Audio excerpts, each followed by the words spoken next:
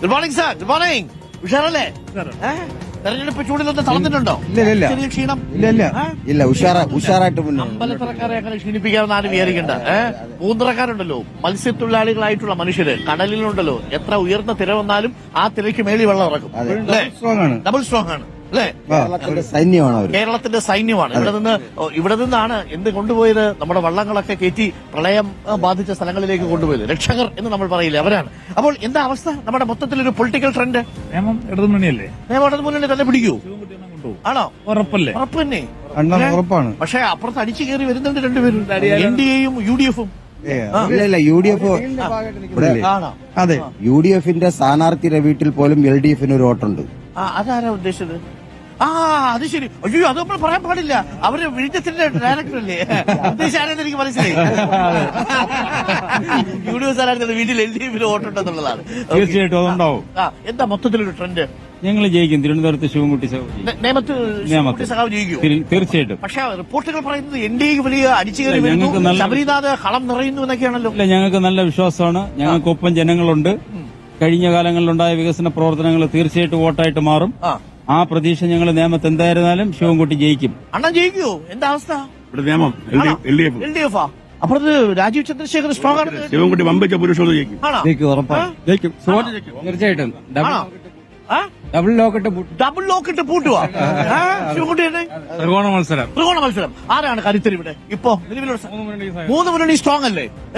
ഇപ്പൊ അവസാന നിമിഷമായപ്പോഴേക്കും ശബരിനാഥും കയറി വന്നു അല്ലേ? 3 പേര് കയറി വരുന്നുണ്ട്. രാജീവ് ചന്ദ്രശേഖരും. മുരളീധരൻ ഉണ്ടായിട്ട് കയറാത്ത സവിനീത എന്താണ് ചെയ്യാ? ഇവിടെ വലിയ നേതാവാണ് മുരളീധരൻ, ഇവിടുത്തെ കോൺഗ്രസിന്റെ. തലം മുതൽ അത് 3-ാം സ്ഥാനം, 35,000 താഴെ വോട്ടേ പിടിച്ചിട്ടുള്ളൂ. ആ മുരളീധരനെ വെട്ടിയിട്ട് ഇവിടെ നാടാർ വോട്ടുകൾ ശബരി ഞങ്ങൾക്ക് ഇവിടെ ജാതിയില്ല, ഒന്നുമില്ല. ഞങ്ങൾ വികസനം മതേതരമായ വിജയം ഉണ്ടാവും. മതേതരമായ വിജയം. ആ വിജയം ആർക്ക് അനുകൂലമായിരിക്കും? ശിവൻകുട്ടി അനുകൂലമാവോ അതോ ശബരിനാഥ് കൊണ്ടുപോവോ? പറയാൻ പറ്റൂല. അടുത്ത മത്സരമാണ്. ശിവൻകുട്ടി 4-ാം തീയതി ശിവൻകുട്ടി വൻ ഭൂരിപക്ഷത്തിൽ ജയിക്കുമെന്നാണ്. നമുക്ക് ഇവരുടെ കൂടി ചോദിക്കാം. നമസ്കാരം. തെരഞ്ഞെടുപ്പിന് ഒരു ക്ഷീണമുണ്ടോ മുഖത്ത്? ഇല്ല. ഒരു ടെൻഷനുണ്ടോ? ഒരു ടെൻഷനും ഇല്ല. നല്ല ആവേശമാണ് ഇവിടെ. എന്താ ഇവിടുത്തെ ഒരു അവസ്ഥ? ഇവിടുത്തെ ഒരു അവസ്ഥ എന്ന് വെച്ച് കഴിഞ്ഞാൽ ഇവിടെ മതേതരം കാത്തു സൂക്ഷിക്കാൻ വേണ്ടി ഇവിടെ ഇപ്പോ ഒരു ഭരണവികാരമാണ് സ്ഥാനാർത്ഥികളല്ല നോക്കുന്നത്. ഭരണവിരുദ്ധ വികാരമുണ്ടോ? ഭരണവിരുദ്ധ വികാരമുണ്ട്. അപ്പൊ UDFന് അനുകൂലമായിട്ട് UDFന് അനുകൂലമായ തരംഗമാണ് ഇവിടെ കാണുന്നത്. അവരെല്ലാം ഒന്നിച്ച് നിൽക്കുകയാണ് ഇവിടെ വിജയിക്കും. നേമത്ത് ശക്തമായ പോരാട്ടമാണെങ്കിലും ശബരിനാഥ് വിജയിച്ചിരിക്കും. ശക്തമായ പോരാട്ടമാണ്. തീർച്ചയായും മുൻകാലങ്ങളിൽ ഇവിടെ വോട്ടുകൾ ഏകീകരിച്ചിട്ടുണ്ട്. ഇത്തവണ അത് നടക്കില്ല. അതായത് ഏകീകരിക്കാൻ പിടിച്ചു ഒരു വിഷയമില്ല. ഇവിടെ ഒരു ഭാഗത്ത് PMC പദ്ധതിയുമായിട്ട് മുന്നോട്ട് പോയപ്പോ ന്യൂനപക്ഷങ്ങൾ തന്നെ ഇപ്പൊ എതിരാണ്. അപ്പൊ ഒരു ഭാഗത്ത് ഈ PMC ഒപ്പിട്ട ആള്, മറുഭാഗത്ത് PMCക്ക് പ്രേരിപ്പിച്ച ആള്, മനസ്സിലായില്ലേ? അപ്പൊ നമ്മൾ ഇത്തവണ ന്യൂനപക്ഷ പൊളിറ്റിക്കൽ വോട്ടുണ്ടാവും. തീർച്ചയായും ഇവിടെ UDFന്റെ നല്ലൊരു സ്ഥാനാർത്ഥിയാണ്.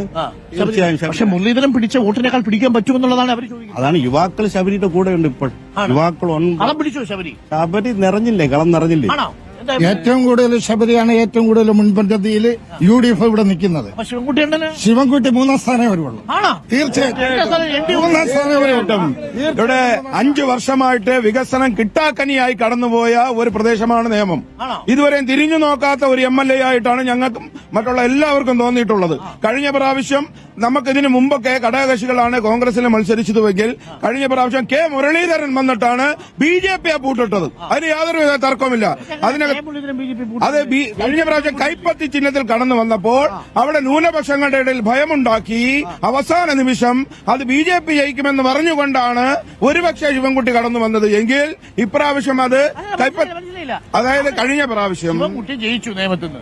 അതെ. ശിവൻകുട്ടിയാണോ മുരളീധരനാണോ? അല്ല, അതിനകത്ത് മുരളീധരനാണ് ജയിച്ചത് യഥാർത്ഥത്തിൽ. അതെ, അതിന് കാരണമുണ്ട്. അതിന് യഥാർത്ഥമായ കച്ചവടം നടന്നില്ല.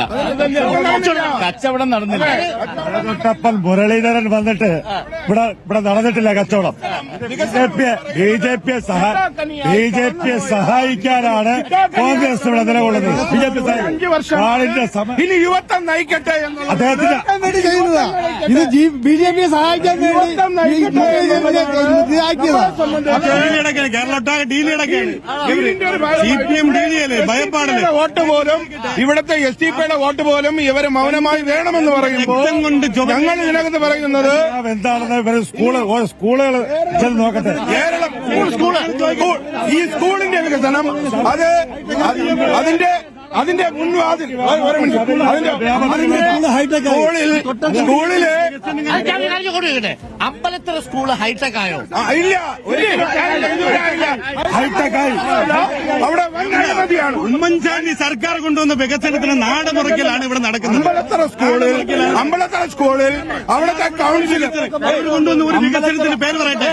അമ്പലത്തറ സ്കൂളിലെ അഴിമതി തുറന്നു കാട്ടിയത് അവിടുത്തെ കൌൺസിലറാണ്, ഇടതുപക്ഷത്തിന്റെ കൌൺസിലറാണ്, സുലോചനനാണ്. വന്നഴിമതിയാണ്. അവിടുത്തെ മുൻവാതിൽ കെട്ടിയ 25 ലക്ഷം രൂപ മുടക്കി മുൻവാതിൽ കെട്ടിയിട്ട് 3 ബിൽഡിങ്ങുകൾ വന്നു, പുതിയതായി 3 ബിൽഡിംഗ്. അത് ഉദ്ഘാടനം പോലും ഒരു നിമിഷം ഒരു വാർത്തയും കൂടെ എടുത്തിട്ട് ഞാൻ വരട്ടെ. ഒരു വാർത്ത എടുത്ത് തിരിച്ചു വരാം. അപ്പം അമ്പലത്തറയിലാണ് ആവേശം കണ്ടു. ഒരു നിമിഷം വാർത്ത എന്ന് പറഞ്ഞിട്ട് ചേട്ടന്റെ സൗണ്ട് കിടിലോ കേട്ടോ, സൂപ്പറാ.